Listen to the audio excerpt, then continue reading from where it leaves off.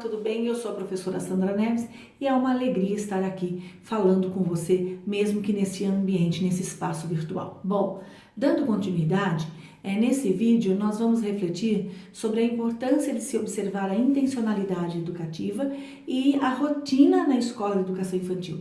E tudo isso de forma a garantir uma aprendizagem significativa. E é claro que desta forma garantir o sucesso e a qualidade do processo de ensino-aprendizagem, numa constante reflexão sobre a prática educativa. O ato de ensinar e aprender requer cuidados pedagógicos que são essenciais.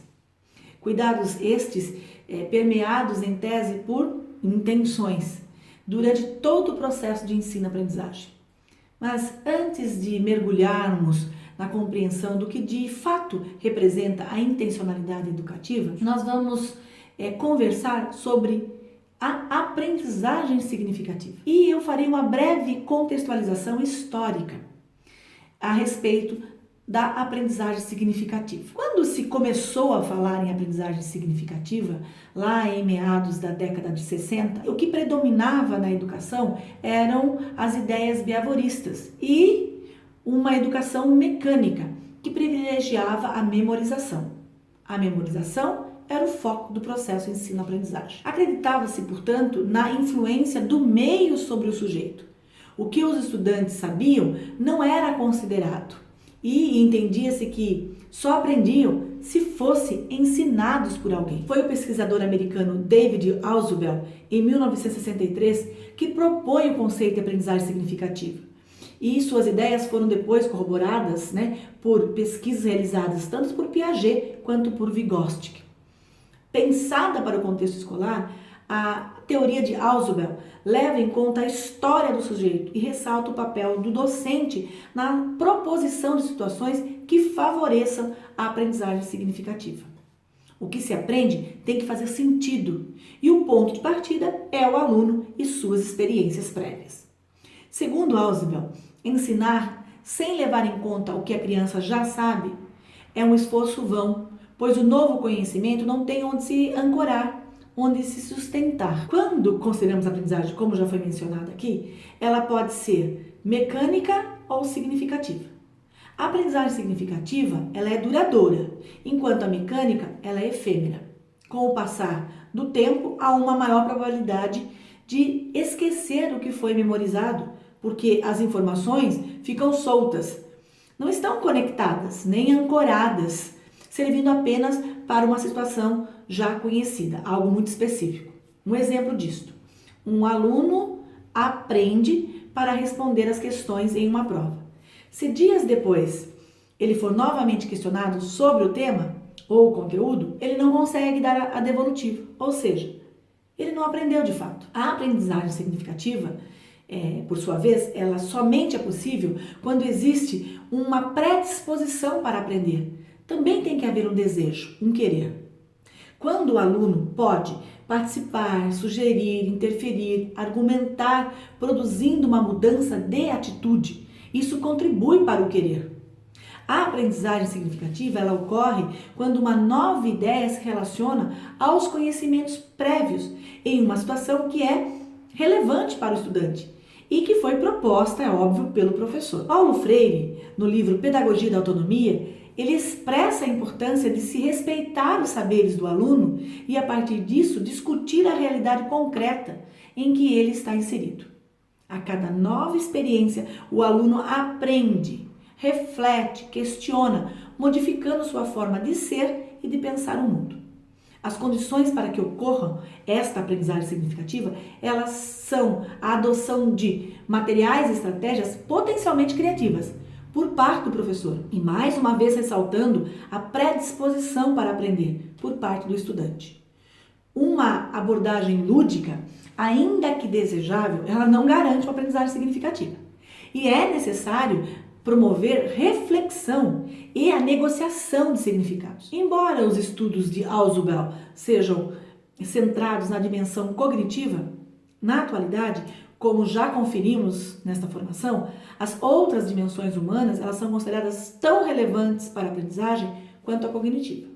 Ou seja, hoje é importante o compromisso com o desenvolvimento integral do ser humano. Para isso, é necessário uma situação de ensino potencialmente significativa, bem planejada pelo professor e que leve em conta o contexto no qual o estudante está inserido e o uso social do objeto a ser estudado. Neste cenário é que a intencionalidade educativa se torna essencial. Professor, é importante aqui ressaltar que toda ação em sala de aula é permeada por uma intencionalidade, por uma intenção, mas nem sempre por uma intencionalidade educativa, por uma intencionalidade pedagógica. Vamos recordar o que é intencionalidade educativa. A intencionalidade educativa ou a intencionalidade pedagógica é toda ação carregada de intenção, carregada de consciência.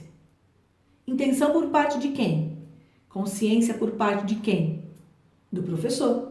Ou seja, entendemos intencionalidade pedagógica como toda ação consciente, planejada e executada pelo professor, pelo educador, mas acomodada, é claro, num cenário pedagógico determinado como um espaço relacional dos que ensinam e dos que aprendem. Veja bem, aqui nós temos que dar uma parada para observarmos essa questão do espaço relacional dos que ensinam e dos que aprendem. O que de fato isso quer dizer? O contexto e as interações entre o professor e o aluno devem ser considerados e são importantíssimos para uma aprendizagem significativa e dentro de um contexto de intencionalidade pedagógica. Quando falamos de intencionalidade educativa, temos que ter clareza do papel do professor e do aluno nesse contexto. É trabalho do professor refletir, selecionar, organizar, planejar, mediar e monitorar as práticas e as interações que vão promover o aprendizado e o desenvolvimento dos alunos. Nós já sabemos que o ato de educar, ele não é neutro, muito pelo contrário. Ele é todo permeado de intencionalidade, porque deve se preocupar com a formação humana, ou seja, quem educa tem um objetivo, uma intenção. O ato de educar é um ato político que exige do educador uma tomada de decisão sobre o que ensinar, como ensinar, por que ensinar. Nesse processo, se torna evidente sua própria opção política, sua visão de mundo, seus valores, suas crenças e etc. O aluno, por sua vez, assume o papel central no processo. Ele passa a ser o protagonista, interagindo, questionando, argumentando, enfim, participando. A BNCC, a Base Nacional Comum Curricular, prevê uma educação significativa, porque ela propõe uma prática pedagógica com vistas à formação de um sujeito ético, reflexivo e humanizado. Essa formação não é possível sem que os estudantes produzam sentidos e significados acerca das suas aprendizagens e de maneira contextualizada e protagonista. Tudo isso levando em conta o conhecimento prévio que trazem da esfera escolar e para além dela. Eu vou aqui agora apresentar para você uma estratégia metodológica muito utilizada por mim, enquanto professora, para envolver os alunos e para contextualizar e refletir sobre a realidade concreta em que ele está inserido. Vou valer-me aqui de uma canção escrita por Belchior, interpretada por uma das vozes mais lindas do Brasil. Esta música está entre as 100 músicas mais cantadas no Brasil. Eu estou falando da canção Como os Nossos Pais, imortalizada pela voz maravilhosa de Elis Regina. Peço que, se puder, coloque um fone de ouvido e ouça essa canção com o coração. Curta esse momento. Depois, voltamos a conversar.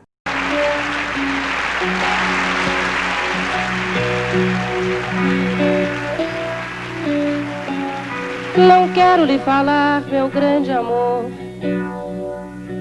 de coisas que aprendi nos discos. Quero lhe contar como eu vivi e tudo o que aconteceu comigo. Viver é melhor que sonhar, e eu sei sei que o amor é uma coisa boa, mas também sei que qualquer canto é menor do que a vida de qualquer pessoa. Por isso, cuidado, meu bem, há perigo na esquina. Eles venceram e o sinal está fechado para nós que somos jovens. Para abraçar seu irmão e beijar sua menina na rua, é que se fez o seu braço, o seu lábio e a sua voz. Você me pergunta pela minha paixão, digo que estou encantada com uma nova invenção. Eu vou ficar nesta cidade, não vou voltar pro sertão, pois vejo vir vindo no vento cheiro de nova estação. Eu sinto tudo na ferida viva do meu coração. Já faz tempo eu vi você na rua, cabelo ao vento, gente jovem reunida na parede da memória. Essa lembrança é um quadro que dói mais. Minha dor é perceber que apesar de termos feito tudo o que fizemos, ainda somos os mesmos e vivemos. Ainda somos os mesmos e vivemos como os nossos pais. Nossos ídolos ainda são os mesmos e as aparências não me enganam, não. Você diz que depois deles não apareceu mais ninguém. Você pode até dizer que eu tô por fora, ou então que eu tô inventando, mas é você que ama o passado e que não vê. É você que ama o passado e que não vê que o novo sempre vem. Hoje eu sei que quem me deu a ideia de uma nova consciência em juventude está em casa, guardado por Deus, contando fio metal. Minha dor é perceber que apesar de termos feito tudo que fizemos, nós ainda somos os mesmos e vivemos. Ainda somos os mesmos e vivemos. Ainda somos os mesmos e vivemos como os nossos pais.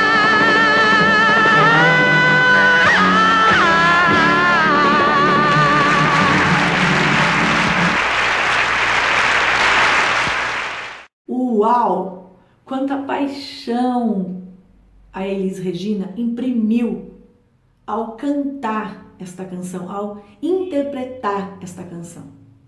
É indiscutível seu talento musical, dona de uma das vozes mais perfeitas do mundo. Qual a minha intenção na escolha desta música?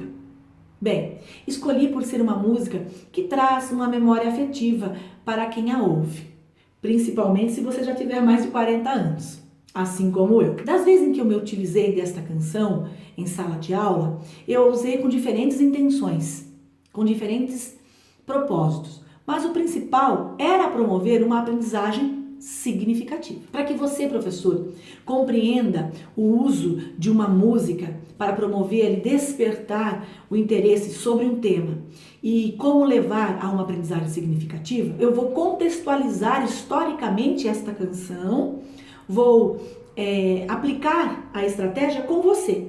Vamos lá? Bom, é uma música de Belchior, composta e gravada em 1976. Foi consagrada na voz da inesquecível Elis Regina. A canção fala do conflito entre gerações e da angústia da juventude. O tema dá voz a uma geração de jovens que viram a sua liberdade ser confiscada pela instauração da ditadura militar brasileira. Desde a primeira estrofe, nós percebemos que o sujeito da canção, o sujeito fala com alguém que é o seu grande amor. O sujeito, o eu lírico, ele explica ao seu interlocutor que não quer falar de assuntos abstratos como sonhos, nem arte ou música. Ele precisa falar da sua vida, partilhar com o outro aquilo que tem vivido e sentido. Durante as primeiras estrofes, o sujeito e o seu interlocutor são aliados numa guerra na qual a gente percebe que eles foram vencidos. Os adversários ganharam e hoje os perseguem. Esta é uma referência ao regime ditatorial instaurado em 64 e os retrocessos de mentalidade que isso trouxe ao povo brasileiro. Apesar de tudo, o eu lírico não desiste. Assim, declara que não vai deixar a cidade, nem vai voltar para a terra onde nasceu, lá para o sertão. No meio do caos, ele continua tendo esperança e sente no ar indícios de um novo tempo que está a caminho. O refrão carrega o pesar do sujeito, carrega a sua dor, forçado a admitir a derrota. Olhando em volta, percebe que todos os esforços foram em vão. A luta não adiantou. Apesar da sua geração ter ideias diferentes das que vigoraram, o Brasil estava parado no tempo, no sinal vermelho. Assim, os jovens eram forçados a viver segundo os mesmos padrões conservadores das gerações anteriores, sentindo que seu momento da história lhes fora roubada, escorreu por entre os seus dedos. Estão presos ao passado, sem ninguém para indicar um caminho a seguir. Mas, mesmo desanimado com a realidade em que vive, ele tenta convencer o outro que o novo sempre vem. Embora pareça impossível perante tanta repressão, a liberdade vai chegar. A mensagem parece ser destinada a todos que escutam a música. Belchior pede que não entreguem os pontos, porque a realidade vai mudar. A última estrofe parece ser uma reflexão acerca de todo o percurso da sua geração. Desiludido, o sujeito faz uma crítica evidente àqueles que foram seus companheiros de luta. Como se não fosse suficiente a letra desta canção e tudo que ela expressa, nós temos a interpretação marcante e carregada de paixão, de emoção, que Elis imprime ao cantar. Sua expressão corporal, facial, ela emociona. Quanta força na sua interpretação. Quando ela finaliza a última estrofe, note, ela joga os braços para trás. E ela, na verdade, nos passa uma mensagem, essa expressão nos remete ao passado, a comportamentos do passado. Se você tiver oportunidade e curiosidade, assista a interpretação desta canção na voz de Maria Rita, filha de Elis Regina. Ela, quando finaliza a canção, ao contrário da mãe, aponta os dedos para o céu e diz, como os nossos pais. Percebem o que eu fiz até aqui? Qual foi meu principal objetivo com tudo isso? Foi discutir a ditadura militar? Óbvio que não. Apesar do conteúdo permear a situação. Na verdade, foi sensibilizá-los, despertar uma memória afetiva, mas acima de tudo, foi apresentar uma estratégia que pode ser utilizada como uma situação de aprendizagem que promova uma aprendizagem significativa, que dê mais sentido.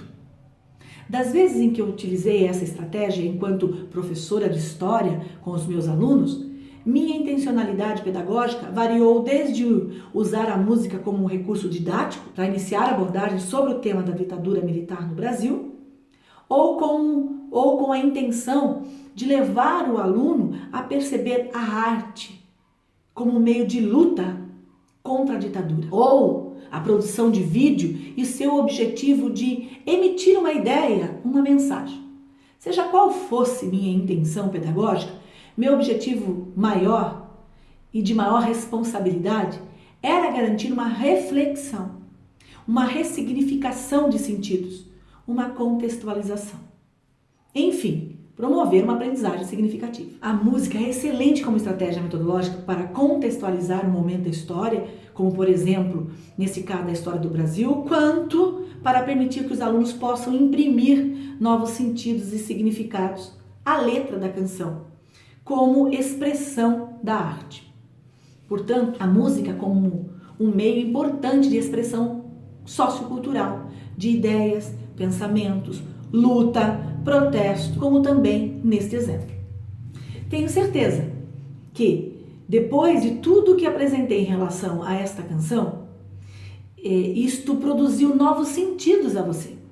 Ao ouvir novamente esta música ou ao rever o vídeo, você já não o fará com o mesmo olhar, você o fará com um novo olhar, um olhar carregado de novos significados. Isto que fiz expressa uma intencionalidade educativa para promover uma aprendizagem significativa. Bom, depois desse exemplo de estratégia didática, nós vamos prosseguir na compreensão da importância de se ter intencionalidade educativa. Veja, já deu para perceber que a intencionalidade educativa, ela não acontece de forma isolada e se relaciona com outros elementos. O que me parece claro é que toda ação pedagógica deve estar atrelada a um contexto maior. Esse contexto tem início com o planejamento da aula, que antecede a execução, a aula em si. Portanto, é impossível dissociar o planejar da execução da aula. A clareza da intencionalidade educativa, ela tem início no planejar e deve atender ao seguinte ponto. Ao final da aula, os meus alunos deverão ser capazes de realizar o quê? Seu planejamento consciente deve partir deste ponto e responder a mais 3 questões fundamentais. O que, por quê e como. O que ensinar, por que ensinar e como ensinar. A intencionalidade educativa, ela pressupõe a contextualização do objeto a ser estudado. Escolher meramente um texto não é contextualizar. Contar uma história não é contextualizar. Escolher uma música qualquer não é contextualizar. Essas situações podem até produzir aprendizagem, e óbvio que produzem aprendizagem, mas não produzem uma aprendizagem significativa. A pergunta é, por que você escolheu esse texto? Ou, por que você escolheu esse livro, esta história? Ou, por que você escolheu esta música? Que aprendizagens pretende promover com essa escolha?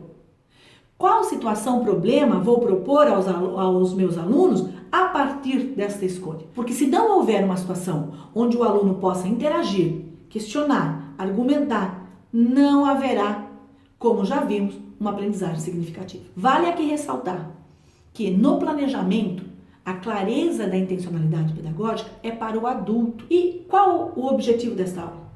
Qual o objetivo desta atividade? Tudo isso amarrado a uma ação pedagógica, a uma contextualização. Ou seja, qual estratégia metodológica você usará? Será uma aula dialogada, expositiva, com exposição de imagens, apresentação de slides, uso de um cartaz, de uma música, enfim, são muitas as possibilidades. Como será? Qual será a sua ação pedagógica? Quais conteúdos serão apresentados para que a aprendizagem aconteça? Quais recursos serão utilizados? Percebe como a intencionalidade educativa precede a aula em si? Quantos elementos devem ser levados em consideração antes da ação pedagógica ou da aula em si? O quanto se deve considerar o espaço relacional entre quem ensina e quem aprende? Desta forma, uma mesma atividade ou o mesmo conteúdo, ele pode ser apresentado com diferentes intenções. Tudo dependendo do objetivo proposto. É o que diferencia, por exemplo, o brincar na educação infantil do brincar que ocorre em casa ou na rua. O professor que não se preocupa em planejar não tem transparência da sua intencionalidade educativa. Uma mesma atividade, dependendo da intencionalidade, do objetivo proposto, produzirá diferentes resultados na aprendizagem. Tomaremos aqui como exemplo uma brincadeira que faz parte do patrimônio cultural e material no Brasil, a amarelinha. Quem não conhece? O professor pode ter como objetivo que os alunos sejam capazes de melhorar e desenvolver o senso de equilíbrio e o deslocamento no espaço ao brincar de amarelinha. Ou ele pode ter como objetivo que reconheçam a amarelinha como uma brincadeira importante na construção folclórica cultural brasileira, ou ter como intenção que trabalhem as regras necessárias para se brincar de amarelinha e desta forma estar contribuindo para a construção de valores importantes para o exercício da cidadania. Note que dependendo do seu objetivo e da intenção pedagógica, é possível trabalhar com a amarelinha, quer seja na educação infantil, quer seja no ensino fundamental. Trabalhar questões simples como o deslocamento no espaço até a formação de valores e comportamentos sociais como respeito a regras e a ética. Tudo isso dependendo da intencionalidade pedagógica. A intencionalidade e as estratégias metodológicas é que definirão sua adequação a cada nível de ensino e também a sua complexidade. Um currículo muito bem planejado e contextualizado para cada faixa etária e que gere aprendizado não tem nada a ver com atividades ou estratégias que meramente ocupem o dia das crianças, mas uma rotina de sequências de atividades significativas. E por que a rotina na educação infantil é tão importante? A rotina é um elemento importante da educação infantil por proporcionar à criança sentimentos de estabilidade e segurança. Também ela proporciona à criança maior facilidade de organização e liberta a criança do sentimento de estresse que uma rotina desestruturada pode causar. Isso porque se a criança se organiza no tempo e no espaço, ela entende qual o seu papel em cada momento, assim como o que está por vir. Rotina remete à ordem e à organização. Entretanto, a rotina não precisa ser rígida, sem espaço para uma invenção, quer seja por parte da criança, quer seja por parte do professor. Pelo contrário, a rotina pode ser rica, alegre e prazerosa, proporcionando espaço para a construção diária do projeto político-pedagógico da escola. A rotina não pode ser sinônimo de mesmice, de aula chata, repetitiva. É possível manter uma rotina, mas de forma muito dinâmica e prazerosa. Enfim, espero que até aqui tenha ficado claro que é fundamental para uma aprendizagem significativa que haja por parte do professor intencionalidade educativa. E para que a intencionalidade pedagógica, para que a intencionalidade educativa, ela seja garantida e as habilidades sejam atingidas, o professor deve planejar atividades que propõem a vivência de experiências de aprendizagem centradas na ação do aluno e que partam de objetivos claros e bem definidos. A escolha das práticas a serem promovidas no espaço educativo é sua, professor, é sua, iluminado por uma formação profissional e pela proposta pedagógica construída coletivamente na escola, mas, em especial, por sua sensibilidade e a sua sensibilidade para, a cada dia, ouvir e acolher os propósitos das crianças e do seu grupo. Tudo isso dentro de uma rotina bem organizada e estruturada. Assim, encerramos essa nossa aula, este nosso vídeo. Um grande beijo no coração. Tchau!